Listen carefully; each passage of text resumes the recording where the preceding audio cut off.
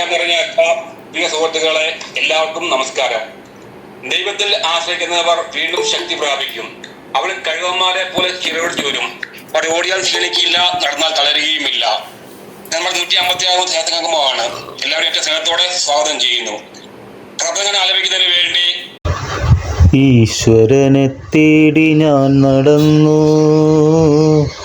കടലുകൾ കടന്നു ഞാൻ തിരഞ്ഞു. അവിടെയുമില്ലിവിടെയുമില്ലീശ്വരൻ, വിജനമായ ഭൂവിലുമില്ലീശ്വരൻ.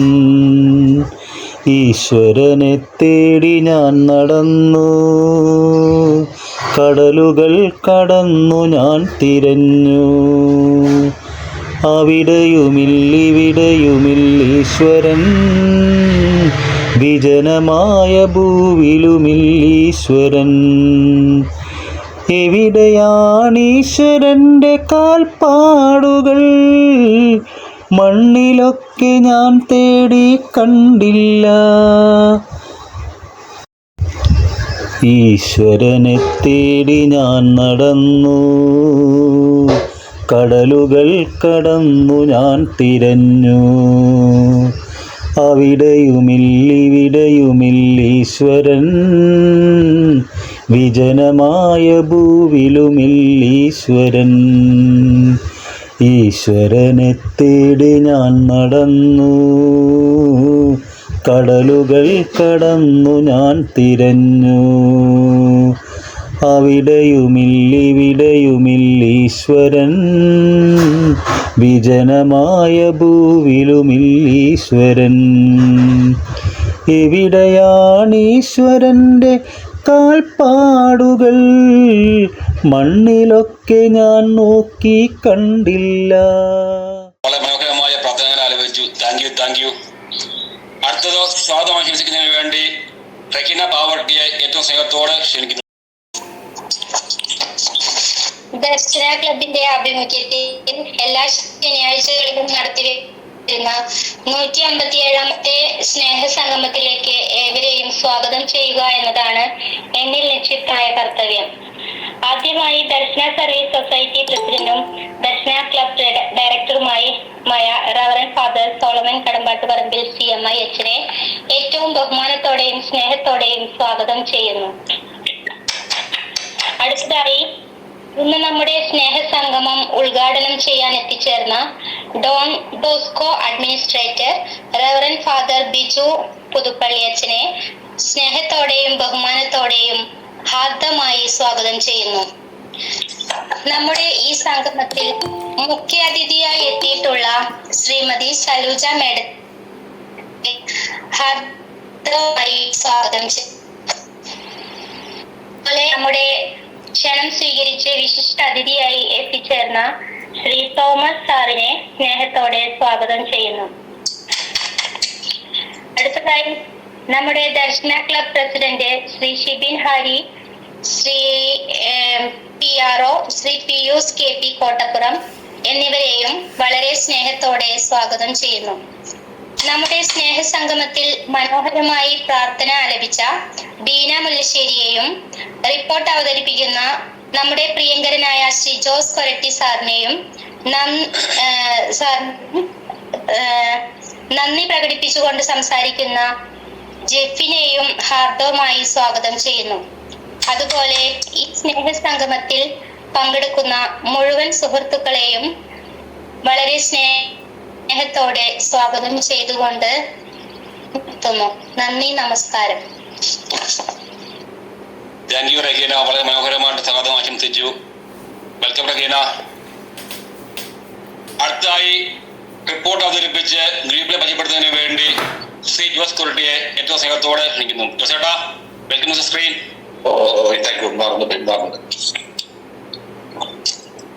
ഒരു അറിയിപ്പുണ്ട്.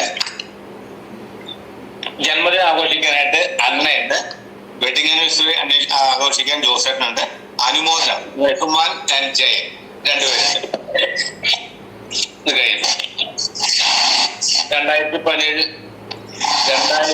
2017 ഡിസംബർ 10 ദർശന ക്ലബ്ബ് തൃശ്ശൂരിൽ ആരംഭം കുറിച്ചു.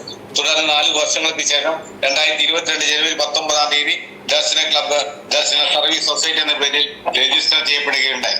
ദർശന ക്ലബ്ബ് ദർശന സർവീസ് സൊസൈറ്റിയുടെ യൂണിറ്റ് ആയി പ്രവർത്തിച്ചു വരുന്നു. 2024 ജനുവരി 19 ദർശന ക്ലബ്ബ് രജിസ്റ്റർ ചെയ്യപ്പെടുകയുണ്ടായി. ദർശന സർവീസ് സൊസൈറ്റി ഇന്ത്യ മുഴുവൻ മുഖ്യമായും ഭിന്നശേഷിക്കാരുടെ സർവോന്മുഖ പുരോഗതിക്ക് വേണ്ടിയും മറ്റ് പാർശ്വവൽക്കരിക്കപ്പെട്ടവരും അവഗണിക്കപ്പെട്ടവരുമായ വ്യക്തികളുടെ ക്ഷേമ പ്രവർത്തനങ്ങൾക്ക് വേണ്ടിയും പ്രവർത്തിച്ചുകൊണ്ടിരിക്കുന്നു. ക്രിക്കറ്റിന് വേണ്ടി കാഴ്ചപ്പരിമിതരുടെ 3 ടീമുകൾ, പൂർണ്ണ കാഴ്ചപ്പരിമിതരുടെ 2 ഫുട്ബോൾ ടീം, ഭാഗിക കാഴ്ചപ്പരിമിതരുടെ 2 ഫുട്ബോൾ ടീം പ്രവർത്തിച്ചു വരുന്നു. കാഴ്ചപ്പരിമിതരുടെ ചിങ്കാരിമണ ടീം, ഓർക്കസ്ട്ര ടീം, അവരുടെ തന്നെ ഫ്യൂഷൻ ടീം, നാടൻ പാട്ട് എന്നിവ എടുത്തു പറയത്തക്ക ശ്രദ്ധേയമായ പ്രോഗ്രാമുകളാണ്. കൂടാതെ കാഴ്ചപ്പരിമിതർക്ക് വേണ്ടിയുള്ള ചെസ് ഡ്രാമ ടീമും പ്രവർത്തിച്ചു വരുന്നു. ദർശന സ്വിമ്മിംഗ് ടീം കാഴ്ചപരിമിതർക്കും ചലനപരിമിതർക്കും ഉയരക്കുറവുള്ളവർക്കും സ്ത്രീ പുരുഷ ഭേദമന്യേ നീന്തൽ പരിശീലനം നൽകുകയും ജില്ലാ, സംസ്ഥാന, ദേശീയ തലങ്ങളിലേക്ക് മത്സരങ്ങൾക്കായി പ്രാപ്തരാക്കുകയും ചെയ്യുന്നു. ദർശന വീൽ ചെയർ ബാസ്കറ്റ്ബോൾ ടീം ചലനപരിമിതർക്ക് വേണ്ടി സ്പോർട്സ് വീൽ ചെയർ ഉപയോഗിച്ചുകൊണ്ട് സ്ത്രീ പുരുഷ ഭേദമന്യേ ബാസ്കറ്റ്ബോൾ പരിശീലിപ്പിക്കുകയും സംസ്ഥാന, ദേശീയ തലങ്ങളിലേക്ക് സജ്ജരാക്കുകയും ചെയ്യുന്നു. ഗ്ലോറിയ ഗ്രൂപ്പ് ചലന പരിമിതർക്കും പാട്ടുകൾ പാടുന്നതിനും മാനസിക ഉല്ലാസത്തിനും ബുദ്ധി വളർച്ചയ്ക്കുമുള്ള കാര്യങ്ങൾ ഈ ഗ്രൂപ്പിലൂടെ നടത്തി വരുന്നു. മത്സരത്തിൽ പങ്കെടുക്കുന്ന വിജയികൾക്ക് ക്യാഷ് പ്രൈസ് നൽകി വരുന്നു. തിരുഹൃദയ ഗ്രൂപ്പ് ചലന പരിമിതർക്കും കിടപ്പ് രോഗികൾക്കും പ്രാർത്ഥനയിലൂടെ ആശ്വാസം നൽകുന്ന ഗ്രൂപ്പാണ്. പ്രാർത്ഥനയോടൊപ്പം തന്നെ പരസ്പരം വേദനകൾ പങ്കുവയ്ക്കുവാനും സാമ്പത്തികമായി പിന്നോക്കം നിൽക്കുന്നവരെ സഹായിക്കുകയും ചെയ്യുന്ന ഗ്രൂപ്പാണ് ദർശന ലിറ്റിൽ ബ്രദർ ഗ്രൂപ്പ്. ഉയരം കുറഞ്ഞവർക്ക് വേണ്ടിയുള്ള ഗ്രൂപ്പാണിത്. ഇതിലൂടെ അവരുടെ മാനസിക, ശാരീരിക വേദനകൾ പരസ്പരം പങ്കുവയ്ക്കുവാനും കലാ, കായിക, വിദ്യാഭ്യാസ മേഖലയിൽ ശ്രദ്ധ പതിപ്പിക്കാനും വേണ്ടിയുള്ള ഗ്രൂപ്പാണ് മാർഗദർശികളുടെ കൂട്ടായ്മ. ദർശന ക്ലബിന്റെ ചാനലിലൂടെ മാർഗദർശി എന്ന അഭിമുഖത്തിൽ പങ്കെടുത്ത വ്യക്തികളുടെ കൂട്ടായ്മയാണ്. ഈ അഭിമുഖത്തിൽ കാഴ്ച പരിമിതരും ചലന പരിമിതരും ഉയരം കുറഞ്ഞവരുമായിട്ടുള്ള 436 വ്യക്തികൾ പങ്കെടുക്കുകയുണ്ടായി. അവർ ലീഡേഴ്സ് സോറസ് വിധവകളായി വീട്ടിൽ കഴിയുന്ന വ്യക്തികളുടെ കൂട്ടായ്മയാണ് വ്യാകുല മാതാവിന്റെ കൂട്ടായ്മ. ഈ കൂട്ടായ്മയിലൂടെ അവരുടെ മാനസിക, ശാരീരിക വിഷമതകൾ പങ്കുവയ്ക്കുവാനും പ്രാർത്ഥനയിലൂടെ ദൈവാനുഗ്രഹം പ്രാപിക്കുന്നതിനും ധൈര്യം സംഭരിക്കുന്നതിനും പ്രവർത്തിച്ചു വരുന്നു. അതുപോലെ തന്നെ സാമ്പത്തികമായി പിന്നോക്കം നിൽക്കുന്ന വ്യക്തികൾക്കും അവരുടെ മക്കൾക്കും വിദ്യാഭ്യാസത്തിന് വേണ്ടി സാമ്പത്തികമായി സഹായം നൽകുന്നതിനും ഈ ഗ്രൂപ്പിലുള്ളവർ തയ്യാറാകുന്നു. ഏതെങ്കിലും ഗ്രൂപ്പ് മക്കളില്ലാത്ത ദമ്പതികളുടെ കൂട്ടായ്മയാണ്. എന്തെങ്കിലും വിഷമം മൂലം വേദന അനുഭവിക്കുകയും തിരസ്കരണം നേടുകയും ചെയ്യുന്ന ദമ്പതികൾ ഒത്തൊരുമിച്ച് പരസ്പരം വിഷമതകൾ പങ്കുവയ്ക്കുവാനും സാമൂഹിക പ്രവർത്തനങ്ങളുടെ കർമ്മനിരതരാക്കാനും ഈ ഗ്രൂപ്പിലുള്ളവർ തയ്യാറാകുന്നു. ദർശന യൂട്യൂബ് ചാനൽ 2020 ഏപ്രിൽ മാസത്തിൽ ആരംഭിച്ച ദർശന ക്ലബ് യൂട്യൂബ് ചാനൽ ഭിന്നശേഷിക്കാരുടെ അഭിമാനമായ ചാനലായി മാറിക്കഴിഞ്ഞിരിക്കുന്നു. 1000-ൽ പരം സബ്സ്ക്രൈബേഴ്സ് ഇതിലുണ്ട്. ദർശന ക്ലബിന്റെ യൂട്യൂബ് ചാനലിലൂടെ ഭിന്നശേഷിക്കാരുടെ കലാവാസനകൾ പ്രകടമാക്കുന്നതിന് കനവെന്ന പ്രോഗ്രാം, ആത്മീയമായ ഉന്നമനത്തിന് വേണ്ട ക്ലാസുകൾ, സമകാലിക വാർത്തകൾ, സ്നേഹസംഗമം തുടങ്ങിയ നിരവധിയായ പ്രവർത്തനങ്ങൾ യൂട്യൂബ് ചാനലിലൂടെ നടത്തി വരുന്നു. വർഷത്തിലൊരിക്കൽ ഇരിങ്ങാലക്കുട ക്രൈസ്റ്റ് കോളേജിൽ വെച്ച് എല്ലാ വിഭാഗത്തിൽപ്പെട്ടവർക്ക് വടംവലി മത്സരവും പഞ്ചഗുസ്തി മത്സരവും നടത്തി വരുന്നു. ഭിന്നശേഷിക്കാർക്ക് വേണ്ടി വിനോദയാത്രകളും ഉപജീവനാർത്ഥം സ്വയം തൊഴിലിന് വേണ്ടി പരിശീലനങ്ങളും അവസരങ്ങളും സജ്ജമാക്കുന്നു. ദർശനയുടെ പ്രവർത്തനങ്ങൾക്ക് സാമ്പത്തികമായി സഹായിക്കുന്ന സുമനസ്സുകളായ വ്യക്തികളുടെ DSS ദർശന ഫ്രണ്ട്സ് എന്ന ഗ്രൂപ്പും പ്രവർത്തിച്ചു വരുന്നു. ദർശനയുടെ പ്രവർത്തനങ്ങൾക്ക് ന്യൂനതവും ക്രിയാത്മകവുമായ ചിന്തകൾ പങ്കുവയ്ക്കുവാനും ഊർജ്ജസ്വലമായി പ്രവർത്തിക്കുന്നതിനു വേണ്ടി ഒരു ഉപദേശ സമിതിയും പ്രവർത്തിച്ചു വരുന്നു. സ്നേഹസംഗമം എല്ലാ ശനിയാഴ്ചകളിലും ഉച്ചയ്ക്ക് 1:30 ദർശന ക്ലബ്ബ് ഓൺലൈനിലൂടെ സ്നേഹസംഗമം കൂട്ടായ്മ നടത്തി വരുന്നു. 60-ൽ പരം വ്യക്തികൾ ഗൂഗിൾ മീറ്റിലൂടെ നടത്തപ്പെടുന്ന ഈ സ്നേഹസംഗമത്തിൽ പങ്കെടുക്കുന്നു. മത നേതാക്കന്മാരുടെ ഉദ്ഘാടനം ചെയ്യപ്പെടുന്ന മോട്ടിവേഷൻ ക്ലാസുകളും സർക്കാരിന്റെ വിവിധ ഡിപ്പാർട്ട്മെന്റുകളിൽ വരുന്ന വ്യക്തികളുടെ മുഖ്യ പ്രഭാഷണങ്ങളും ഡിപ്പാർട്ട്മെന്റുകളെ പറ്റി പരിചയപ്പെടുത്തലുകളും സമൂഹത്തിന് മുന്നിലുള്ള വ്യക്തികളുടെ പ്രസംഗങ്ങളും ഈ പ്രോഗ്രാമിൽ നടത്തി വരുന്നു.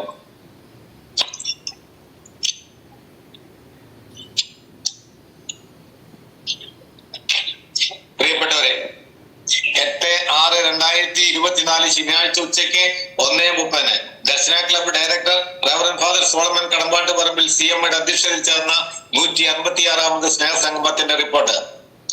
സ്നേഹസംഗമം നടത്തിയിരുന്നത് ചിങ്കാരിമേളം ഗ്രൂപ്പ്. അവതരണം കുമാരി സിമിൽ സെബാസ്റ്റ്യൻ കോട്ടയം. പ്രാർത്ഥന കുമാരി ലീന MJ നാട്ടിക. സ്വാഗതം കുമാരി ഷാലി വെങ്കടിശ്ശേരി. ഗ്രൂപ്പുകളെ പരിചയപ്പെടുത്തി റിപ്പോർട്ട് അവതരിപ്പിച്ചത് Shri KJ Jose Koratty. Report യോഗം പാസാക്കി.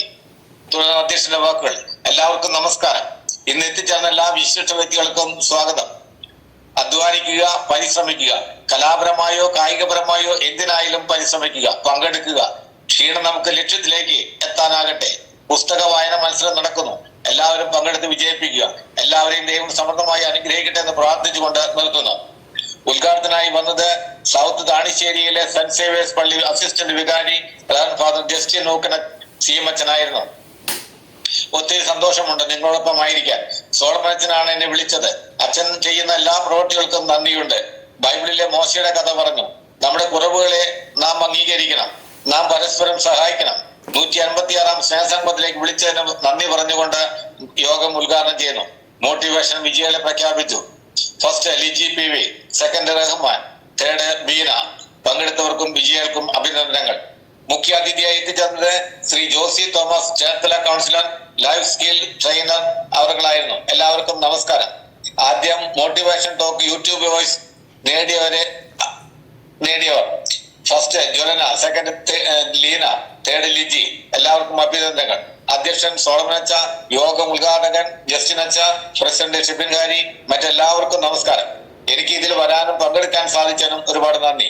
നിങ്ങൾ ആരാണ്? സ്വയം ചോദിക്കുക. ഒറ്റക്കായവന്റെയും ഒറ്റപ്പെട്ടവന്റെയും ഒരുമയാണ് ഈ കൂട്ട്. എല്ലാവരും ഒരുമിച്ച് കൂടുമ്പോൾ കറിയിലെ ഉപ്പ് പോലെയാണ് നമ്മൾ. നിങ്ങൾ എല്ലാവരും നല്ല കഴിവുള്ളവരാണ്. നിങ്ങളുടെ കഴിവുകളെ പ്രയോജനപ്പെടുത്തുക. PRO നിങ്ങൾക്ക് കിട്ടിയ വലിയൊരു നിധിയാണ്. നിങ്ങളുടെ കഴിവുകളെ നന്മയായി വിനിയോഗിക്കുക. പരസ്പരം വേദനകൾ പങ്കുവയ്ക്കാൻ പരിശ്രമിക്കുക. നാം മറ്റുള്ളവർക്ക് ഒരു വിളക്കായിരിക്കണം. എല്ലാവർക്കും നന്മകൾ നേർന്നുകൊണ്ട് വിളിച്ചതിന് നന്ദി പറഞ്ഞുകൊണ്ട് നിർത്തുന്നു. വിശിഷ്ടാതിഥിയായത് Shri Rahul PR, Kallettumkara national institute of physical medicine and rehabilitation physical education teacher, all India football federation ദേശീയ റഫറി, ഓൾ ഇന്ത്യ ഫുട്ബോൾ ഫെഡറേഷന്റെ ലൈസൻസ് കോച്ച് എന്നീ നിലകളിൽ പ്രവർത്തിക്കുന്ന വ്യക്തിത്വം. ദർശന ക്ലബിന്റെ 156 സ്നേഹസംഗമത്തിൽ സ്വാഗതം പറഞ്ഞ ഷാലി, ഉദ്ഘാടനം ചെയ്ത ജസ്നച്ച, മുഖ്യാതിഥി ജോസി സാറെ, ഈ പരിപാടി അധ്യക്ഷൻ ദർശന ക്ലബ് ഡയറക്ടർ ഫാദർ സോളമനച്ച, പ്രസിഡന്റ് ഷിബിൻ ഹാരി, മറ്റെല്ലാവർക്കും നമസ്കാരം. ഞാൻ കല്ലേറ്റങ്കരയിലാണ്. തൃശ്ശൂരിൽ നടന്ന സ്പോർട്സ് മീറ്റിംഗ് വെച്ചാണ് ഞാൻ ആദ്യമായി കാണുന്നതും കേൾക്കുന്നതും. വളരെ സന്തോഷം. ഈ ക്ലബിന്റെ പിന്നിൽ പ്രവർത്തിക്കുന്നവർക്കും മൺമറഞ്ഞു പോയവർക്കും മുന്നിൽ ശിരസ് നമിക്കുന്നു. ഇനിയും ഇതുപോലെയുള്ള മനോഹരമായി മുന്നോട്ട് പോകട്ടെ എന്ന് പ്രാർത്ഥിച്ചുകൊണ്ട് എല്ലാവർക്കും ആശംസകൾ നേർന്നുകൊണ്ട് നിർത്തുന്നു. യോഗാവസാനം നന്ദി പറഞ്ഞത് കുമാരി ഫൗസി ചാവക്കാട്. യോഗം അവസാനിപ്പിച്ചു. ഈ റിപ്പോർട്ട് അംഗീകാരത്തിനായി സമർപ്പിക്കുന്നു leader KJ Jose Koratty. Report പാസ്സാക്കുമല്ലേ? പാസ്സാക്കിയിരിക്കുന്നു. താങ്ക് യു ജോസേട്ടാ. വളരെ മനോഹരമായിട്ട് ദ്വീപിനെ പരിചയപ്പെടുത്തി റിപ്പോർട്ട് അപ്ലോഡ് ചെയ്യുന്ന ജോസേട്ടാ, വെൽക്കം. അടുത്ത അധ്യക്ഷ പ്രസംഗമാണ്. അധ്യക്ഷ പ്രസംഗത്തിന് വേണ്ടി ദർശന ക്ലബ് സൊസൈറ്റി പ്രസിഡന്റും ദർശന ക്ലബ് ഡയറക്ടറുമായ ഫാദർ സോളം കടമ്പ അധ്യക്ഷനാണ്. അച്ഛാ, welcome to the screen. Okay, ഞാൻ റെഡി. അപ്പൊ എല്ലാവർക്കും നമസ്കാരം. ഇന്നത്തെ യോഗത്തില് എത്തിച്ചേർന്നിരിക്കുന്ന വിശിഷ്ട വ്യക്തികൾക്കും പ്രത്യേകമായ ഒരു സ്വാഗതം അർപ്പിക്കുന്നു. അതുപോലെ തന്നെ ഒരിക്കൽ കൂടി അവർക്ക് ഞങ്ങളുടെ ഇടയിലേക്ക് വരാനായിട്ട് മനസ്സ് കാണിച്ചതിന് ഞങ്ങൾ പ്രത്യേകമായിട്ട് നന്ദി അർപ്പിക്കുകയാണ്. ഇന്നത്തെ ഈ സ്നേഹസംഗമം ഇവിടെ ഭംഗിയായിട്ട് നടക്കുകയാണ്. കേൾക്കാൻ പറ്റുന്നു പ്രതീക്ഷിക്കുന്നു അല്ലേ? കുഴപ്പമില്ലല്ലോ? ഓഡിയൻസ് ക്ലിയർ അച്ഛാ? Audience clear. അപ്പോ ഞാൻ ഈ അടുത്ത കാലത്ത് ഒരു പുസ്തകം വായിക്കാനായിട്ടിടയായി. മാണിക്യം എന്ന് പറഞ്ഞൊരു പുസ്തകം, ഒരു നോവലാണ്, കഥയാണ്. ഈ മാണിക്യം എന്ന് പറഞ്ഞിട്ട് ഞാൻ എന്റെ വീട്ടിൽ വന്നിരിക്കുകയാണ് കേട്ടോ. അപ്പൊ അതുകൊണ്ട് ഞാനിങ്ങനെ പയ്യെ സ്വരമില്ലാത്ത സ്ഥലത്തേക്ക് ഞാനിങ്ങനെ മാറി നടക്കുകയാണ്. എല്ലാവരും വർത്താനം പറയാനായിട്ട് വന്നിരിക്കുമ്പോൾ അവരുടെ ഇടയിൽ നിന്ന് മാറിപ്പോവാണ്. അപ്പം ഞാൻ ഈ മാണിക്യം എന്ന കഥയില് മാണിക്യം കണ്ടെത്താനായിട്ട്, അതായത് ആ ഒരു രാജാവും രാജകുമാരനും മന്ത്രികുമാരനും ഒക്കെ ആയിട്ട് ഒരു കാട്ടിലൂടെ ഒരു സവാരി നടത്തി. ആ സവാരി നടത്തിക്കൊണ്ടിരിക്കുന്ന സമയത്ത് ഇരുട്ടായി, കാടിൽ അകപ്പെട്ടു. അപ്പൊ ഇവര് മരത്തിൽ കയറി സുരക്ഷിതമായിട്ട് ഇരിക്കാനായിട്ട് ആഗ്രഹിച്ചു. അങ്ങനെ അവിടെ സുരക്ഷിതമായിട്ട് ഇരുന്നപ്പോഴേ രണ്ടു കൂട്ടരും വീഴോ എന്നുള്ളൊരു ഭയം ഉണ്ടായിരുന്നു. രണ്ടു കൂട്ടരും പരസ്പരം അങ്ങോട്ടും ഇങ്ങോട്ടും സഹകരിച്ച് ആ മരക്കൊമ്പില് അള്ളി പിടിച്ചിരിക്കുകയാണ് ചെയ്യുന്നത്. അങ്ങനെ മരത്തിൽ തന്നെ അവരെ സ്വയം വരിഞ്ഞു കെട്ടി വീഴാതിരിക്കാൻ, ഉറക്കം വന്നാൽ വീഴാതിരിക്കാനായിട്ട് വരിഞ്ഞു കെട്ടി അവര് സന്തോഷമായിട്ട് അതിന്റെ മുകളിൽ ഇരിക്കുകയായിരുന്നു. അപ്പോഴാണ് ഒരു വലിയൊരു പ്രകാശം ഇവരുടെ നേരെ വരുന്നതായിട്ട് അവർ കാണുന്നത്. അപ്പൊ ആ പ്രകാശം വരുന്നു, ഇവര് പേടിച്ചു. കുറച്ചു കഴിഞ്ഞപ്പോൾ അവർക്ക് മനസ്സിലായി, ആ പ്രകാശത്തിൽ നിന്ന് അവർക്ക് കാണാനായിട്ട് സാധിച്ചു ഒരു വലിയൊരു സർപ്പമാണ് വരുന്നത്. അതിന്റെ വാല് തന്നെ കാണാനായിട്ട് പറ്റില്ല, അത്രയും നീട്ടമുള്ള ഒരു വലിയൊരു സർപ്പം. അപ്പൊ വന്നു, 2 കുതിരകളിലാണ് ഇവർ പോയിരുന്നത്. ആ 2 കുതിരനെയും ഈ സർപ്പം വിഴുങ്ങി. അത് കഴിഞ്ഞിട്ട് ഈ 2 കുതിര വിഴുങ്ങിയതിന് ശേഷം ഇതിന്റെ തലയിലുണ്ടായിരുന്ന വൈരക്കല്ലാണ് ഇത്രമാത്രം പ്രകാശം പരത്താനായിട്ട് അതിന് സാധിച്ചെന്നുള്ളതാണ്. മറ്റുള്ളവരിലേക്ക് പ്രകാശം പരത്താനായിട്ട് സാധിച്ച ഈ വൈരക്കല്ലാണ്. അത്രയും മാണിക്യമാണ് അതിന്റെ തലയിലുണ്ടായിരുന്നത്. ആ തലയിലുള്ള മാണിക്യം, ആ സർപ്പം കഥയാണ് കേട്ടോ, ചോദ്യമൊന്നുമില്ല. മാണിക്യം മാറ്റി വെച്ചിട്ട് അത് ആ സർപ്പം പോയിട്ട് വെള്ളം കുടിക്കാനായിട്ട് പോയി. അവര് തടാകത്തിന്റെ കരയിൽ വെള്ളം കുടിക്കാൻ പോയി എന്നാണ് പറയുന്നത്. അവന് ഈ മാണിക്യം കണ്ടപ്പോ ഇത് എന്താണെന്ന്, സർപ്പാണെങ്കിൽ നീങ്ങിപ്പോയി, ഇതാണെങ്കിൽ ഭയങ്കര പ്രകാശം തന്നുകൊണ്ടിരിക്കുന്നു. ഇവർ ഓടിച്ചെന്നിട്ട് ഈ വൈരക്കല്ല് അല്ലെങ്കിൽ ഈ മാണിക്യത്തിന് എന്ത് ചെയ്തു, ഈ നമ്മുടെ കുതിരയുടെ ചാണകം കൊണ്ട് മൂടി വെച്ചു. ഇത് 2 തരത്തിൽ മൂടി വെക്കാൻ പറ്റുള്ളൂ എന്ന് പറയുന്ന, ഒന്ന് ചാണകം കൊണ്ട് അല്ലെങ്കിൽ തോല് കൊണ്ട് മൂടി വെക്കാമെന്ന് പറയുന്നത്. ഞാനത് മൂടി വെച്ചു. അത് കഴിഞ്ഞിട്ട് അവര് മുകളിൽ ഇതുപോലെ തന്നെ മുകളിൽ കയറിയിരുന്ന് സുഖമായിട്ട് അവിടെ സുരക്ഷിത സ്ഥാനങ്ങളായിരിക്കുകയാണ് ചെയ്യുന്നത്. ഈ പാമ്പ് വന്ന് നോക്കുമ്പോൾ പാമ്പിനത് മാണിക്ക് കാണാൻ പറ്റുന്നില്ല. പാമ്പ് തല തല്ലി ചാവാണ് ചെയ്യുന്നത്. പിറ്റേ ദിവസം നേരം വെളുക്കുന്നു, എഴുന്നേൽക്കുന്നു, നോക്കി കഴിയുമ്പോൾ പാമ്പ് ചത്തു കിടക്കുന്നതായിട്ട് കാണുന്നു. അപ്പൊ ഈ മാണിക്യം അദ്ദേഹം കയ്യിലെടുക്കുകയാണ്. രാജകുമാരൻ അത് കയ്യിലെടുക്കുന്നു, അത് കീശയിൽ വെക്കുന്നു, കൊണ്ടുപോകുന്നു. തുകൽ വാറിന്റെ ഉള്ളിൽ അത് വെച്ച് അവർ സുരക്ഷിതമായിട്ട് കയ്യിൽ വെച്ച് അവർ കൊണ്ടുപോകണം. അപ്പൊ പിന്നെ അത് കൊണ്ടുപോയ സമയത്ത് അവർ വെള്ളം കുടിക്കണം എന്ന് തോന്നി. വെള്ളം കുടിക്കാൻ ചെന്ന സമയത്ത് ആ വെള്ളത്തിന്റെ ആ വെള്ളം അവിടെ ഒരു സ്റ്റെപ്പുകളൊക്കെ ആയിട്ട് കാണുന്നു. അങ്ങനെ ആ സ്റ്റെപ്പിലേക്ക് ഇറങ്ങി ചെല്ലുന്നു.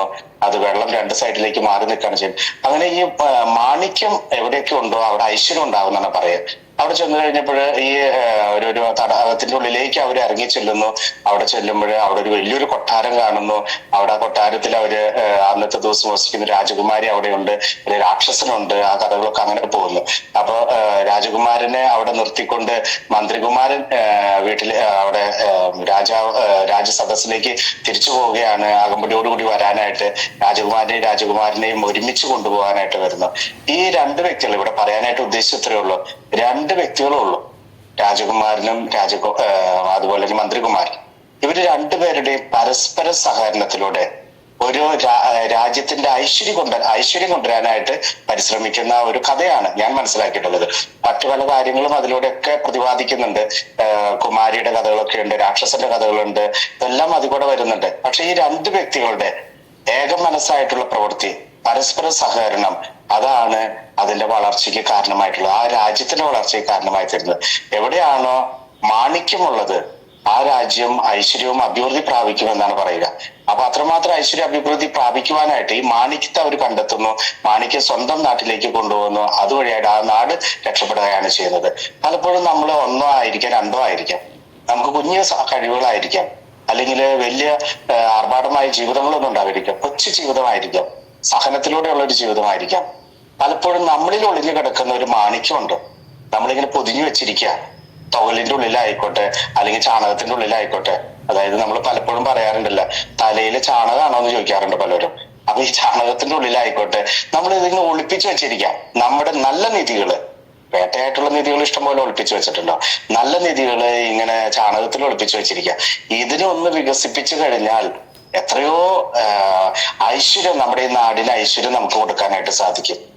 എത്രയോ പ്രകൃതി അല്ലെങ്കിൽ അതിന്റെ പുരോഗതി നമുക്ക് കാണാനായിട്ട് സാധിക്കും. പലപ്പോഴും നമ്മൾ ഒളിപ്പിച്ചു വെക്കുന്ന വ്യക്തികളാണ്. നമ്മുടെ കഴിവുകള്, നമ്മൾ അനാവശ്യ കഴിവുകളാണ് നമ്മൾ പലപ്പോഴും പുറത്തെടുക്കുക. നല്ല മാണിക്യം പോലെയുള്ള കഴിവുകൾ നമ്മുടെ ഉള്ളില് കിടപ്പുണ്ട്. നമ്മളാകുന്ന തൊഴിലിന്റെ ഉള്ളില് അടച്ചു വെച്ചിരിക്കുന്നുണ്ട്. നമുക്ക് കാലില്ലായിരിക്കും, കൈയില്ലായിരിക്കും, കണ്ണില്ലായിരിക്കും, കാതില്ലായിരിക്കും, ഒന്നും ഉണ്ടാവില്ല. എങ്കിലും ഈ തോലിന്റെ ഉള്ളില് ഒളിപ്പിച്ചിരിക്കുന്ന നിധിയെ, അല്ലെങ്കിൽ ചാണകത്തിൽ ഒളിപ്പിച്ചിരിക്കുന്ന നിധിയെ ഒന്ന് കണ്ടെത്താനായിട്ട്, അത് കണ്ടെത്തി അത് മറ്റുള്ളവരിലേക്ക് കൊണ്ടുവരാൻ, എന്റെ നാടിന്റെ നന്മയ്ക്കായിട്ട് കൊണ്ടുവരാനായിട്ട് പരിശ്രമിച്ചാൽ നമ്മളായിരിക്കും ഈ നാടിനെ രക്ഷപ്പെടുത്തുന്ന വ്യക്തികളായിട്ട് മാറുന്നത്. രാജാവാകണമെന്നൊന്നുമില്ല, മന്ത്രി ആകണമെന്നൊന്നുമില്ല. MP ആവണോ MLA ആവണമെന്നൊന്നുമില്ല, ഒന്നും ആകണമെന്നില്ല. ആയിരിക്കുന്ന അവസ്ഥയിൽ നമുക്ക് നേടാനായിട്ട് പലതും സാധിക്കുമെന്നുള്ളതാണ്. അപ്പൊ നമുക്ക് അതിനായിട്ട് സാധിക്കട്ടെ. ഈ സ്നേഹസംഗമം അതിനായിട്ടുള്ള ഒരു കണ്ടെത്താനായിട്ടുള്ള ഒരു ഉപാധിയായിട്ട് മാറട്ടെ. നിങ്ങളുടെ ജീവിതങ്ങളിൽ ഒളിഞ്ഞു കിടക്കുന്ന മാണിക്യങ്ങൾ കണ്ടെത്താനായിട്ടുള്ള ഒരു ഉപാധിയായിട്ട് ഈ സ്നേഹസംഗമവും നമ്മുടെ പരസ്പര കൂട്ടായ്മകളും പരസ്പരം മുന്നോട്ട് പോകുന്ന ഓരോ അവസ്ഥകളും നമുക്ക് അതിനായിട്ട് ഉപകരിപ്പിക്കാനായിട്ട് സാധിക്കട്ടെ എന്ന് ആശംസിക്കുന്നു. എല്ലാവിധ ഭാവങ്ങളും ഈ സ്നേഹസംഗമത്തിന് നേരുന്നു. നന്ദി, നമസ്കാരം. താങ്ക് യു സോ മച്ച് അച്ഛാ. വളരെ മനോഹരമായിട്ട് സർപ്പത്തിന്റെ മരുന്നിനെ കഥ പറഞ്ഞു അച്ഛാ. വെൽക്കം. അടുത്തത് ഉദ്ഘാടന പ്രസംഗമാണ്. ഇന്നത്തെ ഗോൾമീറ്റ് ഉദ്ഘാടനം ചെയ്യുന്നതിന് വേണ്ടി father Biju, Don Bosco school, Puthuppally അച്ഛനാണ്. അച്ഛാ, welcome to the screen. Thank you. എന്നെ കാണാൻ സാധിക്കുന്നുണ്ടോ? Audio clear. ഓക്കെ, കാണാൻ സാധിക്കുന്നുണ്ടെന്ന് ഞാൻ വിചാരിക്കുന്നു. ഓക്കെ, ആദ്യം തന്നെ എന്റെ പേര് ഫാദർ ദിബു വാളിക്കൽ എന്നാണ്. ബിജു അല്ല, ദിബു ആണ് കേട്ടോ. ഓക്കെ, എന്റെ പേര് ദിബു, DIPU. ദിബു വാളിക്കൽ. കുഴപ്പമില്ല, പ്രശ്നമൊന്നുമില്ല, വിളിക്കാൻ ആളുണ്ടല്ലോ, കുഴപ്പമില്ല, അങ്ങനത്തെ വലിയ കാര്യമൊന്നുമില്ല. അപ്പം ഞാന് എന്നെ ഒന്ന് സ്വയം പരിചയപ്പെടുത്താം. ഞാൻ ഡോൺ ബോസ്കോ, ഇപ്പം നമ്മുടെ സോളമനച്ചൻ CMI സഭാംഗമായതുപോലെ ഞാൻ ഡോൺ ബോസ്കോ എന്ന് പറയുന്ന സഭയുടെ ഒരു അംഗമാണ്. ഞാൻ ഇപ്പൊ ഉള്ളത് ഡോൺ ബോസ്കോ പുതുപ്പള്ളി, കോട്ടയം ജില്ലയിലാണ്. ആ ജില്ലയിലെ ഡോൺ ബോസ്കോ എന്ന് പറഞ്ഞ സ്കൂളാണ്. അപ്പൊ ആ സ്കൂളിന്റെ അഡ്മിനിസ്ട്രേറ്റർ ആയിട്ടാണ് ഞാനിപ്പോ ഇവിടെ ഉള്ളത്. എന്നെ കുറിച്ച് എന്തെങ്കിലും ചോദിക്കാനുണ്ടോ?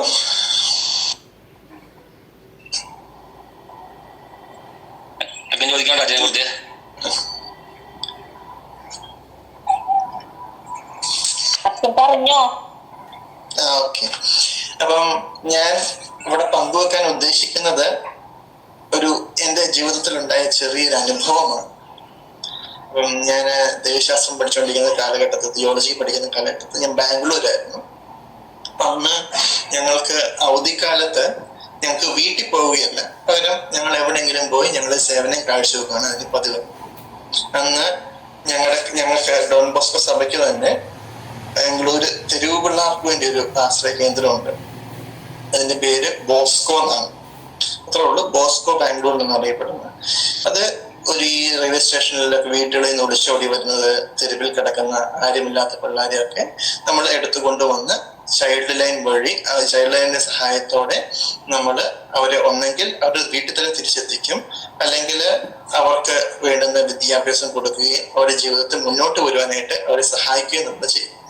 അപ്പൊ അങ്ങനെയുള്ളൊരു ബോസ്കോ കേന്ദ്രമായിരുന്നു. അവിടെയാണ് എനിക്ക് സേവനം അനുഷ്ഠിക്കാനായിട്ട് ഒരു അവസരം ലഭിച്ചത്. പക്ഷെ അത് ഈ കോവിഡിന്റെ സമയത്തായതുകൊണ്ട് അത് പൂർണ്ണമായിട്ട് പ്രവർത്തിക്കുന്നില്ലായിരുന്നു, ഭാഗികമായിട്ട് മാത്രമേ അത് പ്രവർത്തിച്ചുകൊണ്ടിരുന്നുള്ളൂ. അപ്പൊ അതുകൊണ്ട് തന്നെ അതിന്റെ പ്രവർത്തന രീതികൾക്കും പ്രവർത്തന ശൈലിക്കും ഒക്കെ കുറെ പരിമിതികളുണ്ടായിരുന്നു. അപ്പൊ അങ്ങനെ ഇരിക്കുമ്പം അവിടെ ഒരു ദിവസം അച്ഛൻ എനിക്കൊരു ദൗത്യം തന്നു. അതായത് അവിടെ താമസിക്കുന്ന ഒരു പയ്യനെ അവന്റെ വീട്ടിൽ കൊണ്ടുപോയി ആക്കുക എന്നതാണ്. അവന്റെ അമ്മയ്ക്ക് സുഖമില്ല, അപ്പം അമ്മയ്ക്കൊന്ന് കാണണം, അപ്പം വീട്ടിലേക്ക് അവനെ തിരിച്ചു കൊണ്ടുപോകുക എന്നുള്ളതാണ് എനിക്ക് തന്ന ദൗത്യം. അപ്പൊ ഞാൻ വളരെ സന്തോഷമായിട്ടിരുന്നു. ഞാനത് വളരെ സന്തോഷത്തോടെ തന്നെ ഞാൻ അവനെ കൊണ്ടുപോകാനായിട്ട്, കാരണം നമുക്ക് ഊഹിക്കാതെ ഒരു മോനെ കാണാതെ പോയി കുറെ നാളുകൾക്ക് ശേഷം അവനെ തിരിച്ചു കിട്ടുമ്പോൾ ഒരു മാതാവിന്റെയും ഒരു പിതാവിന്റെയും മനസ്സിലുണ്ടാവുന്ന ഒരു സന്തോഷം നമുക്ക് തീർച്ചയായിട്ടും ഊഹിക്കാവുന്നതാണ്. അപ്പൊ ആ ഒരു സന്തോഷം കാണുവാനായിട്ടും ഇവരുടെ ആ സന്തോഷം നേരിൽ ദൃക്സാക്ഷിയാകുവാനും ഒക്കെ ആയിട്ട് ഒരുപാട് മോഹിച്ച് ഞാൻ ഈ പയ്യനെയും കൂട്ടിക്കൊണ്ട് ഒരു വണ്ടിയിലൊക്കെ പോവുകയാണ്. അപ്പൊ അന്ന് എൻ്റെ കൂടെ, ഞാൻ കർണാടകയിലാണ്, എനിക്ക് കന്നഡ ഭാഷ അത്ര നല്ലതുപോലെ അറിയത്തില്ല. അപ്പൊ അതുകൊണ്ട് തന്നെ ബോസ്കോയിലെ 2 സ്റ്റാഫുകളും ഞങ്ങളുടെ കൂടെ ഉണ്ടായിരുന്നു. അപ്പം ഞങ്ങൾ ഈ 2 സ്റ്റാഫുകളുടെയും കൂടെ ഞങ്ങള് ബോസ്കോ ഇവിടുന്ന് ബാംഗ്ലൂരിൽ നിന്ന് ആനക്കൽ എന്ന് പറയുന്ന ഏകദേശം ഒരു 45-50 കിലോമീറ്റർ ദൂരമുണ്ട്. ഞങ്ങളെല്ലാം കൂടെ ഒരു വണ്ടിയിൽ ഇങ്ങനെ പോവുകയാണ്. ഞാനാണ് വണ്ടി ഓടിച്ചുകൊണ്ടിരുന്നത്. അപ്പൊ ഞാൻ ഇങ്ങനെ ഒരുപാട്, ഈ ആനക്കല്ല് പ്രദേശം എന്നൊക്കെ പറയുമ്പോൾ അത്യാവശ്യം പച്ചപ്പൊക്കെ ഉള്ള നല്ല മലഞ്ചെരിവൊക്കെയാണ്. ബാംഗ്ലൂരിന്റെ പട്ടണത്തിന്റെ രീതിയൊക്കെ മാറി ഒരു ചെറിയ ഗ്രാമത്തിന്റെ ശൈലിയിലേക്ക് മാറുന്ന ഒരു സ്ഥലമാണ്. അപ്പം ഞാനിങ്ങനെ ഒരുപാട് സന്തോഷത്തോടെ ഒരുപാട് പ്രതീക്ഷയോടെ ഞാൻ മുന്നോട്ട് പോവുകയാണ്. അപ്പം ഞങ്ങള് ഈ ഇപ്പൊ വയ്യാതെ കിടക്കുന്ന അമ്മയെ കാണുന്നു പറഞ്ഞ് ഞങ്ങൾ കൊടുത്തു വന്ന ഈ പയ്യൻ പുറകിലാണ് ഇരിക്കുന്നത്, ഞാൻ ഫ്രണ്ടിലായി. ഞാൻ ഇടയ്ക്കിടയ്ക്ക് ഈ കണ്ണാടിയിൽ കൂടെ, നടുക്കുള്ള കണ്ണാടിയിൽ കൂടെ അവന്റെ മുഖത്തേക്ക് നോക്കുന്നുണ്ട്. കാരണം ഇത് തെരുവുള്ളാരാണ്, ഇവര് എന്ത് കുസൃതി ഏത് സമയത്ത് ഒപ്പിക്കും നമുക്ക് പറയാനും സാധിക്കത്തില്ല. ചിലപ്പം വണ്ടിയിൽ നിന്ന് ഇറങ്ങി ഓടിക്കളഞ്ഞാലും അത് നമ്മുടെ ഉത്തരവാദിത്വമാണ്. പിന്നെ നമ്മൾ പോലീസിന് നമ്മൾ കുറ്റവാളികളാവും. അങ്ങനെ കുറെ പ്രശ്നങ്ങളുണ്ടായിരുന്നു. നിയമത്തിന്റെ കുറെ നൂലാമാലകളുണ്ട്. അപ്പൊ എപ്പോഴും എന്റെ ഒരു കണ്ണ് ഇവനിലുണ്ടായിരുന്നു. ഇവനും അത്യാവശ്യം സന്തോഷത്തോടെ ഇരിക്കുമായിരുന്നു. അപ്പൊ ഇവന്റെ വീടെടുക്കാറായപ്പോ തൊട്ട് അവൻ ഇങ്ങനെ ഒരു പരിങ്ങളുണ്ടായിരുന്നു അവന്റെ മുഖത്ത്. അപ്പൊ അവന്റെ തലയിൽ ഒരു തൊപ്പി ഉണ്ടായിരുന്നു. അപ്പം തൊപ്പി വെച്ച് അവൻ പയ്യൻ മുഖം ഒന്ന് മറച്ചു വെക്കുവാണ് വീടെടുക്കാറായപ്പോ. അപ്പൊ അത് എന്തുകൊണ്ടാണ് അങ്ങനെ ചെയ്യുന്നതെന്ന് ഇപ്പൊ എനിക്ക് മനസ്സിലായില്ല. പക്ഷെ അവന്റെ മുഖത്ത് ഒരു ഭാവവ്യത്യാസം വളരെ പ്രത്യക്ഷമായിട്ട് അവൻ മനസ്സിലാവുമായിരുന്നു. അപ്പൊ അവനെ ഞാൻ വീടിന്റെ അടുത്ത് ഇറക്കി. അവൻ വീടിന്റെ അങ്ങോട്ട് വണ്ടി പോയില്ല. അപ്പം ഞങ്ങൾ വീടിന്റെ അടുത്ത് ഇറക്കിയിട്ട് ഞാൻ വണ്ടി പോയി പാർക്ക് ചെയ്തിട്ട് വന്നു. അപ്പോഴേക്കും ബാക്കി 2 സ്റ്റാഫുകൾ ഇവനെയും കൂട്ടിക്കൊണ്ട് അവന്റെ വീടിനടുത്തേക്ക് പോയി. വീട് അത്യാവശ്യം നല്ല വീടാണ്, ഒരു നല്ല വീടാണ്, പക്ഷെ നല്ല വീടാണ്. അപ്പം വീടിന്റെ അടുത്തെത്തിയപ്പോഴത്തേക്കും ടെറസില് ഇവന്റെ അനിയൻ നിൽപ്പുണ്ടായിരുന്നു. അനിയൻ കംപ്ലീറ്റ്ലി ഓക്കെ അല്ല, അവന് ചെറിയ ഇതുണ്ട്, ഒരു MR ആണ് പാർഷ്യലി. അപ്പം അവിടെ നിന്ന് അവൻ ഒരുപാട് കാര്യങ്ങള് ഇങ്ങനെ വിളിച്ചു പറയുന്നുണ്ട്. ആദ്യമേ ഞാൻ വിചാരിച്ചത് ഇവന്റെ ചേട്ടനെ കണ്ടുകൊണ്ടുള്ള സന്തോഷത്തില് ഇവൻ വിളിച്ചത്. പക്ഷെ അതല്ല, അവനൊരുമാതിരി വഴക്ക് പറയുന്ന രീതിയിലായിരുന്നു അവൻ ഒച്ചയിട്ടുകൊണ്ടിരുന്നത്. എന്നിട്ട് ഞാൻ കയറി വന്നപ്പോഴേക്കും അവന്റെ ചേട്ടൻ ഇറങ്ങി വന്നു. ചേട്ടൻ ആദ്യം തന്നെ പറഞ്ഞത് ഒരു കാരണവശാലും ഇവനെ വീട്ടിലേക്ക് കയറ്റാൻ പറ്റത്തില്ലെന്നാണ്. അപ്പം എനിക്ക് എന്താ ചെയ്യേണ്ടതെന്ന് സത്യം പറഞ്ഞ ആ ഒരു നിമിഷത്തിൽ എനിക്ക് ഓർമ്മയില്ല. ഞാൻ പ്രതീക്ഷയിലൊക്കെ വിപരീതമായിട്ടാണ് അവിടെ സംഭവിച്ചത്. അപ്പൊ ഞാന് അപ്പൊ ഞങ്ങൾ ചോദിച്ചു, അവന്റെ അമ്മയെ ഒന്ന് കാണാൻ ആഗ്രഹമുണ്ട്, അപ്പം അതുകൊണ്ടാണ്. അപ്പം അവര് പറഞ്ഞു ഒരു രക്ഷയില്ല, അമ്മയെ കാണിക്കത്തില്ല. അപ്പൊ ഞങ്ങൾ അമ്മയോടും സംസാരിക്കുക, അമ്മയ്ക്ക് താല്പര്യമുണ്ടെങ്കിൽ കാണുന്നതിന് തെറ്റില്ലല്ലോ. അപ്പം ആദ്യമേ ഇവര് അതിന് സമ്മതിച്ചില്ല. അപ്പം അമ്മയോട് ഇവര് പോയി അവസാനം പറഞ്ഞു. അങ്ങനെ നിർബന്ധത്തിന് വഴങ്ങി അവര് പോയി അമ്മയോട് പറഞ്ഞു. അമ്മയും ഒച്ചത്തില് വഴക്ക് പറയാണ് അവനെ. എനിക്ക് കാണണ്ട, അവൻ പോട്ടെ, അവൻ പോയി എന്തെങ്കിലും കാണിക്കട്ടെ എന്നൊക്കെ പറഞ്ഞുകൊണ്ട് ഒച്ചത്തിൽ വഴക്ക് പറയുകയാണ്. അപ്പൊ ഇതൊക്കെ കേട്ടപ്പം ഞങ്ങൾക്ക് അവനെ അവിടെ നിർത്താൻ അത്രയൊരു ധൈര്യം തോന്നിയില്ല. അപ്പൊ ഞങ്ങളുടെ കൂട്ടത്തിലുണ്ടായിരുന്ന ഒരു സ്റ്റാഫിനെ കൂട്ടിക്കൊണ്ട് ഞങ്ങള് അവനെ വണ്ടിയിലേക്ക് പറഞ്ഞയച്ചു. എന്നിട്ട് മറ്റു സ്റ്റാഫും ഞാനും കൂടെ ആ വീട്ടുകാരോട് സംസാരിച്ചു. അപ്പൊ സംസാരിച്ചപ്പോഴാണ് അവർ പറയുന്നത്, ഇവർക്ക് എന്നും ഒരു തലവേദനയായിരുന്നു. ആ നാട്ടില് എന്ത് കൊള്ളരുതായ്മയുണ്ടോ എല്ലാത്തിലും ഇവൻ പങ്കുകാരനാണ്. ഇവന്റെ ഏറ്റവും വലിയ ജോലി എന്ന് പറയുന്നത് നാട്ടിൽ നിന്ന് ബൈക്ക് മോഷ്ടിച്ച് ബാംഗ്ലൂർ സിറ്റി കൊണ്ടുപോയി വിറ്റ് കാശ് ഉണ്ടാക്കുകയാണ് അവന്റെ ഏറ്റവും വലിയ. 17 വയസ്സുള്ള പയ്യനെന്ന് നോക്കണം, ജസ്റ്റ് 17 വയസ്സ്. ഇത് നാട്ടിൽ നിന്ന് അവിടെ നിന്ന് മോഷിച്ച് നാട്ടിൽ ബാംഗ്ലൂർ കൊണ്ടുപോയി വിറ്റ് കാശാക്കലാണ്. എന്നിട്ട് ആ കാശിനെ അടിച്ചു പൊളിച്ച് ജീവിക്കും. വെള്ളപടി എല്ലാ പരിപാടിയും ഉണ്ട്. ഇപ്പം വീട്ടില് എന്നും ഒരു തലവേദന, ഒരിക്കലും അവർക്കൊരു മനസ്സമാധാനം കൊടുത്തിട്ടില്ല. അവന്റെ അമ്മ ക്യാൻസർ പിടിച്ച് വയ്യാതെ കിടക്കുകയാണ്, ഏകദേശം ഒരു അവസാന സ്റ്റേജിലേക്ക് മാറിയിട്ടാണ്. അത് അറിഞ്ഞപ്പോഴാണ് ഇവനെ കാണണമെന്നും അവൻ പറഞ്ഞത്. പക്ഷെ ഇവര് പറഞ്ഞത് ഇവന്റെ അമ്മയുടെ ചികിത്സക്കായിട്ട് വെച്ച കാശ് പോലും അവൻ മോഷ്ടിച്ചുകൊണ്ട് പോകും. വീട്ടില് വിലപിടിപ്പുള്ള എന്ത് സാധനം ഉണ്ടെങ്കിലും അവൻ കൊണ്ടുപോയി മോഷ്ടിച്ച് പണയം പിടിച്ച് അവൻ ദൂർത്തടിക്കും. ഇവന്റെ അമ്മയുടെ ചികിത്സക്കായിട്ട് വെച്ച പൈസ അനേകം പ്രാവശ്യം ഇവ മോഷ്ടിച്ചുകൊണ്ട് പോയത് മൂലം ഇവർക്ക് ചികിത്സ മുടങ്ങിപ്പോയിട്ടുണ്ട്. അപ്പം ഈ ഒരു അവസ്ഥയിൽ അമ്മയ്ക്കും അവനെ കാണുന്നവര് തീർത്തു പറഞ്ഞു. ഇത്രയും കേട്ട് കഴിഞ്ഞപ്പം സത്യം പറഞ്ഞ അത്രയും നേരം ഒരു വളരെ സന്തോഷമായ ഒരു ചിത്രം പ്രതീക്ഷിച്ചിരുന്ന എന്റെ മനസ്സിലേക്ക് ഇവനെതിരെ ഒരു ദേഷ്യമായിരുന്നു. എന്റെ മനസ്സിൽ ഇവനെ കൈ കിട്ടിയ 2 എണ്ണം കൊടുക്കണം എന്നാണ് ആദ്യം എന്റെ മനസ്സിൽ തോന്നിയത്. ഇത് ഒരു കുടുംബം പശ്ചാത്തലം എന്നൊക്കെ പറയുമ്പോൾ ഞാൻ പലപ്പോഴും നമ്മുടെ വീടുകളായിട്ട് കമ്പയർ ചെയ്ത് നോക്കുമ്പോൾ ഒരു അപ്പനും അമ്മയും മക്കളൊക്കെ സ്നേഹത്തോടെ കഴിയുന്നു. അവിടെ ഇങ്ങനെ ഒരു പുത്രൻ എന്നും വീട്ടാതെ തലവേദനയായി അമ്മയുടെ ചികിത്സയുടെ പൈസ പോലും അടിച്ചു മാറ്റി കൊണ്ടുപോയി ദൂരത്തടിക്കുന്ന പുത്രനെ കുറിച്ച് എനിക്ക് ചിന്തിക്കാൻ പോലും ബുദ്ധിമുട്ടായിരുന്നു. അതുകൊണ്ട് തന്നെ ഇവരെ എനിക്ക് ഒട്ടും ഉൾക്കൊള്ളാൻ സാധിച്ചില്ല. എന്റെ മനസ്സിൽ ഒരു നിമിഷം കൊണ്ട് തന്നെ ഇവനെതിരെയുള്ള ദേഷ്യം പൊങ്ങി വരികയായിരുന്നു. അങ്ങനെ ഞാന് തിരിച്ച് വണ്ടിയിലേക്ക് വന്നു. വണ്ടിയിലേക്ക് വന്നപ്പോഴും എന്റെ മുഖത്ത് ഈ ദേഷ്യം ഇങ്ങനെ തിളച്ചു നിൽക്കുവാണ്. പക്ഷെ ഞാൻ അടിക്കാനൊന്നും പോയില്ല, വഴക്ക് പറയാനും ഞാൻ പോയില്ല. പക്ഷെ എന്റെ മുഖത്ത് ഇങ്ങനെ ദേഷ്യം ഇങ്ങനെ നിറഞ്ഞു നിൽക്കുവാണ്. ഒറ്റ ഒറ്റയ്ക്ക് കിട്ടണം ഉറപ്പായിട്ട് ഞാൻ അവനാണ് അടിച്ചത്. അവന്റെ വില്ലേജ് വെച്ച് നമ്മളവനെ അടിക്കുക എന്ന് പറഞ്ഞാൽ ഒട്ടും ശരിയല്ല. അപ്പൊ അങ്ങനെ ഈ ഒരു ദേഷ്യത്തോട് തന്നെ ഞാൻ തിരിച്ച് വണ്ടി കയറി, ഞാൻ തന്നെ വണ്ടി ഓടിച്ച് ഞങ്ങൾ തിരിച്ചു പോയിക്കൊണ്ടിരിക്കും. വീട്ടിൽ അവനെ അമ്മയെ കണ്ടില്ല. അപ്പം തിരിച്ചു പോകുന്ന വഴിക്ക് ഇവന്റെ 2 കണ്ണിൽ നിന്നും വെള്ളം ഇങ്ങനെ കുടുകൂടാൻ ഒഴുകുവാണ്, കണ്ണ് നിറഞ്ഞ് കണ്ണീരൊഴുകുവാണ്. അപ്പം എനിക്ക് സത്യം പറഞ്ഞാൽ എപ്പോഴും എനിക്കൊരു മനസ്സിൽ തോന്നില്ല, എനിക്ക് ശരിക്കും ദേഷ്യം വന്നു. ഇത്രത്തോളം തലവേദന കാണിച്ച് ഒരു വീട്ടുകാർക്ക് ഒരു ബുദ്ധിമുട്ടുണ്ടാക്കി ഭാരമായിട്ട് നിന്ന് ഇവൻ ഇപ്പൊ കരഞ്ഞിട്ട് എന്ത് കാണിക്കാന്നുള്ള ചിന്തയാണ് എന്റെ മനസ്സിലേക്ക് വന്നത്. അപ്പം ഞാൻ എനിക്ക് അവനോട് കമ്മ്യൂണിക്കേറ്റ് ചെയ്യാൻ പരിമിതികളുണ്ട്, കന്നഡ മാത്രമേ അവൻ അറിയത്തുള്ളൂ. അപ്പൊ ഞാൻ എന്റെ കൂടെ ഉണ്ടായിരുന്ന സ്റ്റാഫിനോട് പറഞ്ഞു, എടാ അവനോട് എന്തെങ്കിലും പറയാൻ പറഞ്ഞു, അല്ലെങ്കിൽ കരച്ചിൽ നിർത്താൻ പറയാൻ പറഞ്ഞു. അപ്പം അവൻ സൗമ്യമായിട്ടിരുന്ന് അവന്റെ കാര്യങ്ങളൊക്കെ പറയുകയാണ്. ഇത്രയും വർഷം ഞങ്ങളുടെ കൂടെ ഉണ്ടായിരുന്ന സമയത്തോളം മുഴുവൻ അവന് കുറെ കൗൺസിലിംഗ് കൊടുത്തിട്ടുണ്ടെങ്കിലും അവൻ ഒരിക്കലും അവന്റെ ജീവിതകഥ തുറന്നു പറഞ്ഞിട്ടില്ല. ആ നിമിഷം വണ്ടി വെച്ച് അവനെ പൊട്ടിക്കരഞ്ഞുകൊണ്ട് അവന്റെ കഥ തുറന്നു പറയുകയായിരുന്നു. അവന്റെ അപ്പൻ ആ നാട്ടിലെ ഒരു പ്രമുഖനായിരുന്നു, അത്യാവശ്യം കാശുള്ളൊരു വീട്ടിലെ ആയിരുന്നു. അവന്റെ അമ്മയെ കല്യാണം കഴിച്ചു. കല്യാണം കഴിഞ്ഞ മക്കളൊക്കെ ആയി കുറച്ചു വർഷം കഴിഞ്ഞപ്പോൾ അവന്റെ അമ്മയ്ക്ക് വേറൊരു വ്യക്തിയുമായിട്ട് അടുപ്പമുണ്ടായിരുന്നു. ആ അടുപ്പത്തിന് പുറത്ത് അവര് 2 പേരും കൂടെ കൂടി പ്ലാൻ ചെയ്ത് അപ്പനെ വകവരുത്തുകയായിരുന്നു, അമ്മയും ഈ കാമുകനോട് കൂടി. ഈ അമ്മ ഇവന്റെ കണ്ണിന്റെ മുൻപിലിട്ടാണ് ഇവന്റെ അച്ഛനെ മരകഷ്പടിയും കൊണ്ട് തല്ലി കൊല്ലുകയായിരുന്നു.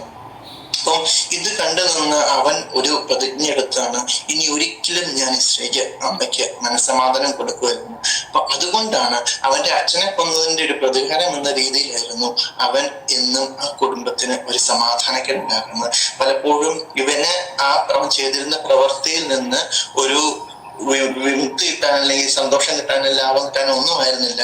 പലപ്പോഴും അവൻ ഈ മാതിരി പ്രവർത്തികൾ ചെയ്തത് അവന്റെ കുടുംബത്തിന്റെ മനസ്സമാധാനം നശിപ്പിക്കാൻ വേണ്ടിയായിരുന്നു. അതിൽ അവൻ ഒരു പരിധി വരെ വിജയിക്കുകയും ചെയ്തു. അപ്പം ഈ ഒരു സംഭവം കേട്ടിട്ട് കഴിഞ്ഞപ്പം എനിക്ക് അവനുണ്ടല്ലോ ആദ്യമേ ഒരു സന്തോഷത്തിന്റെ ഒരു ചിത്രം, വീട്ടുകാരെ മക്കളെ കാണുന്നു, കെട്ടിപ്പിടിക്കുന്നു, ആശ്ലേഷിക്കുന്നു.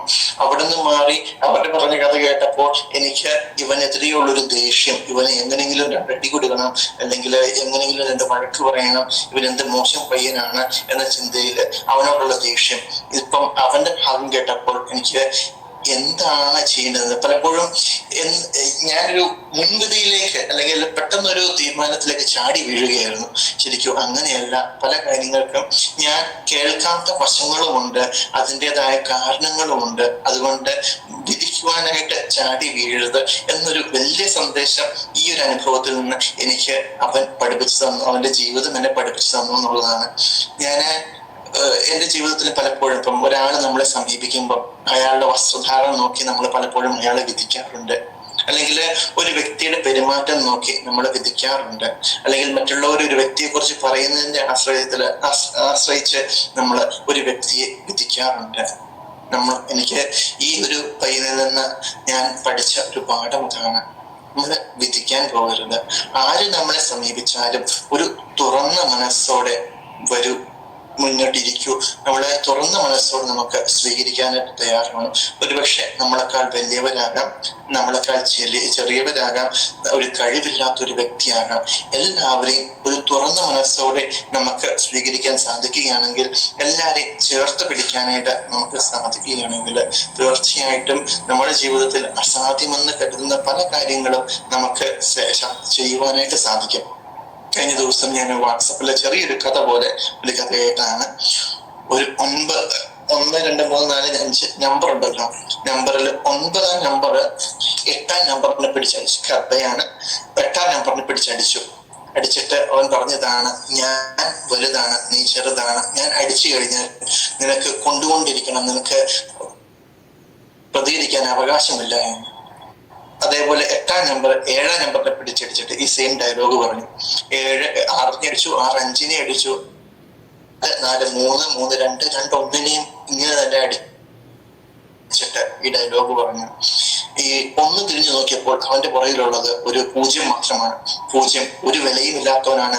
അവനെ പിടിച്ചടിച്ചിട്ട് ഇതിന് പ്രത്യേകിച്ച് മെച്ചവുമില്ല. പക്ഷെ ഒന്നൊരു കാര്യം തീരുമാനിച്ചു, അവൻ ആ 0ത്തെ ചേർത്ത് പിടിച്ചു. ഒന്നെന്നുള്ളത് 10 മാറി.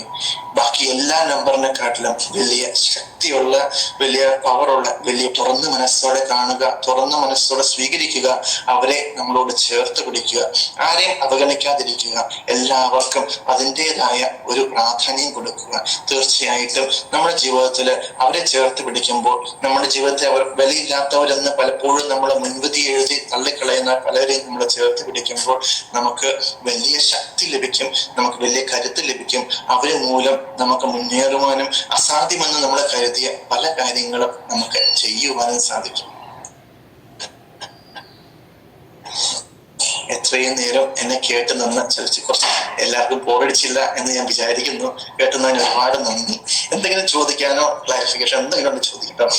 അടുത്തായി നന്ദി പറയുന്നതിന് വേണ്ടി ജിഫിൻ കെജിയെ സ്നേഹത്തോടെ സ്വാഗതം ചെയ്യുന്നു. ജിഫിൻ. എല്ലാവർക്കും നമസ്കാരം. 157 സ്നേഹസംഗമം വളരെ സന്തോഷത്തോടെ കടന്നുപോയിക്കൊണ്ടിരിക്കുന്ന ഈ വേളയിൽ നന്ദി പറയുക എന്ന കർത്തവ്യമാണ് എന്നെ ഏൽപ്പിച്ചിരിക്കുന്നത്. ഇന്നത്തെ സ്നേഹസംഗമത്തിൽ അധ്യക്ഷനായ ദർശന സർവീസ് പ്രസിഡന്റും ദർശന ക്ലബ് ഡയറക്ടറുമായ സോളമൻ അച്ഛനെ ഒത്തിരി സ്നേഹത്തോടെ നന്ദി പറയുന്നു. അതുപോലെ നമ്മുടെ ഈ പ്രോഗ്രാം ഉദ്ഘാടനം ചെയ്യാനെത്തി ചേർന്ന ഫാദർ ഡിബു അച്ഛന് ഒരുപാട് സ്നേഹത്തോടെ നന്ദി പറയുന്നു. അതുപോലെ നമ്മുടെ മുഖ്യ അതിഥിയായി ഇവിടെ എത്തിച്ചേർന്ന ശ്രീമതി സലൂജ മാഡത്തിനും ഒത്തിരി സ്നേഹത്തോടെ ഞാൻ നന്ദി അറിയിക്കുന്നു. അതുപോലെ ആശംസ പറയാൻ ഇവിടെ എത്തിച്ചേർന്ന ശ്രീ തോമസ് സാറിനും ഒത്തിരി സ്നേഹത്തോടെ ഞാൻ നന്ദി അറിയിക്കുന്നു. അതുപോലെ ദർശന ക്ലബിന്റെ പ്രസിഡന്റായ ഷിബിൻ ഹാരിക്കും ഞാൻ നന്ദി പറയുന്നു.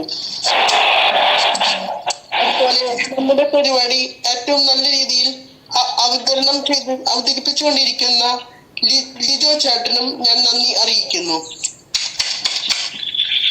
അതുപോലെ തന്നെ വളരെ ഭക്തിസാന്ദ്രമായ പ്രാർത്ഥന ഗാനം ആലപിച്ച ജോസേട്ടനും സ്വാഗതം പറഞ്ഞ റെഗീന പൗർണിക്കും റിപ്പോർട്ട് വായിച്ച ജോസേട്ടനും PRO ആയ പിയൂസ് ചേട്ടനും ദർശന സർവീസ് സൊസൈറ്റിയുടെയും ദർശന ക്ലബിന്റെയും പേരിൽ ഞാൻ നന്ദി പറയുന്നു. അതുപോലെ വിവിധ ഗ്രൂപ്പുകളിൽ നിന്ന് വന്ന ലീഡർമാർ, ഗ്രൂപ്പ് ഇൻചാർജുമാർ എല്ലാവർക്കും സ്നേഹസംഗമത്തിന്റെ പേരിലും എന്റെ പേരിലും ഞാൻ നന്ദി അറിയിക്കുന്നു. Thank you. ഇവരെ താങ്ക് യു. വളരെ മനോഹരമായിട്ട് നന്ദി പറഞ്ഞു. Thank you.